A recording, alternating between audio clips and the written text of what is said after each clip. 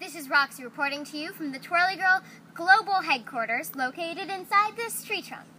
Today is August 1st, 2014, and we are here to select a winner for the Twirly Girl Tag a Friend sweepstakes. In order to enter, all you have to do is tag a friend and tell them why you're grateful to have them in your life.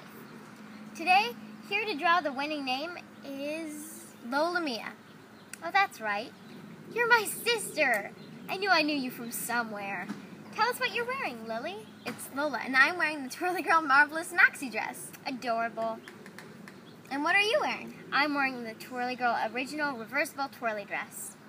So, Lola, how is this drawing going to work? On pieces of paper, we've written down the names of everyone and who's entered our contest, along with their friend's name. If they've entered 2 friends, they get 2 pieces of paper. I will now select the winner at random. Are you sure that vase isn't full of hungry piranhas? Yes. And the winner is...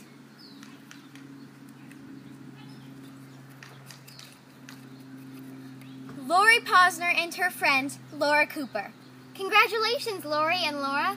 To get your Twirly Girl can-can dresses, please email michael@twirlygirlshop.com.